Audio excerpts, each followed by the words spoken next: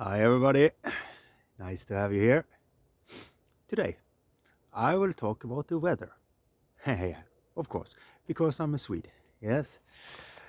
And in Sweden it's tradition and we know about it and every Swede knows about this.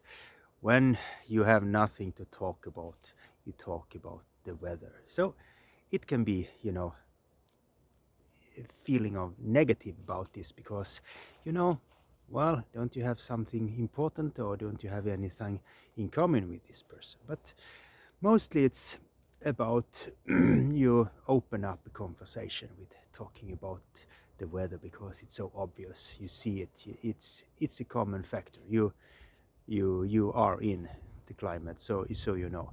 And also, for example, it's been a lousy weather for a long time, like here now. And you see today, so the sun is up, the the solar power are pumping like crazy, and so on. So we want to celebrate. We want to express this happy feeling that finally the sun is up or something, and and it's related to weather. But for normal people today, it's not relevant if it's good or bad weather. Mostly people work inside and, in an office or something, so it doesn't matter what kind of weather it is. But that is not the tradition we have up here in North and everywhere. Gio, why are you eating the tree? Yes, Gio. So the tradition is that you really had to understand the weather. If you are a farmer or you're working with plants or living things, living ecosystem, you must understand weather, and you must plan. For example, home in south of Sweden, we have a special kind of weather, so I know exactly when to plant things, and I know when it's time for putting down the potatoes in the ground and take them up, and so on, when tree starts to bloom and so. But here now I'm in Lithuania and in a different climate zone. I'm in climate zone 6 here, 5, 6. So I have to learn everything from scratch, when, how does it work here? And then I must understand weather. So now we enter a new phase when we actually start to talk about the weather again, but not like in a positive way. So it's like a circle is closed. In the old time, yeah, the weather was not extreme, but there were changes from year to year. And these changes that we were not prepared for, they made trouble because we were creating food and our crops were destroyed and so on if we timing things wrong. And farmers are experts of this and exactly timing when to plant and harvest and cut the grass and so on. They have their long time tradition that they follow, but also the modern technology. But now we come into a new era when people really start to engage in weather again, and it's because climate change. So weather changed so rapidly, and yes, when we talk, we have the earthquake in Turkey, Syria, and these events. Why they're coming now? Why are they heavier than normal? Yeah, because it's warmer, you know. So, and I'm standing here and in this beautiful weather, and it's around +3, +4 in the sun. Maybe it's really warm, I don't know. But this year, this time last year, if I remember correctly, it was over 20 minus.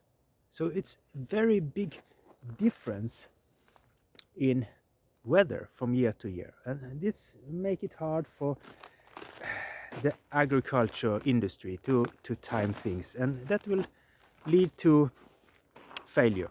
And when we see it over and over again now, heavy failure with in our system. It's too wet, it's too warm, it's too much water, it's too little water, it's too windy, it's too much grasshoppers, it's you know. So how do we deal with this? Yes, by learning and preparing and building more resilient systems. We cannot use the old systems anymore. And this is not a new thing. If we look and read about traditions, we have done this for thousands and thousands of years. We have changed, we have moved, we have done this for a long time. So nothing new. But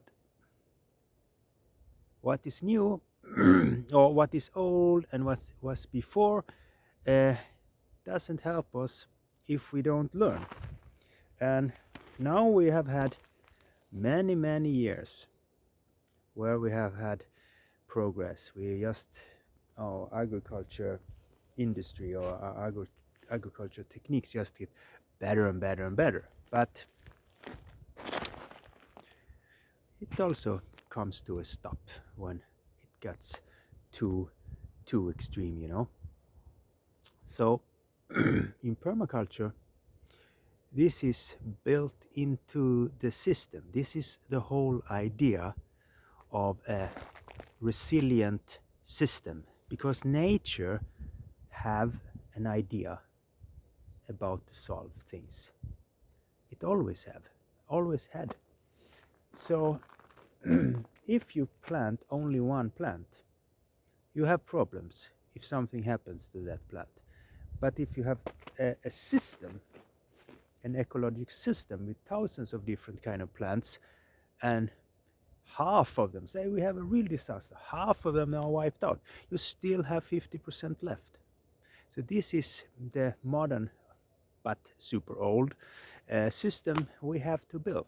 And for me, it's also much more interesting to build this resilient system who can sustain itself even though it's too warm or too hot. So last year we had an incredible summer here in Lithuania. It was up to 35 degrees and Celsius, and it was warm, and it was warm for a long time, and everybody was happy up here, even though it's a problem, you know, it's too warm and it's too dry. But you know, people thrive because we have these long winters here, so we really want to be in the sun in the summer.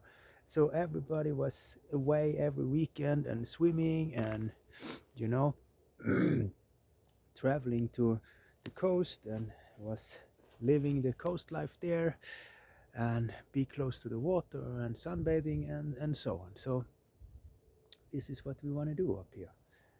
But you know, nature should also survive. At the same time, we have my forest. So for me, because I built this system, so I let all the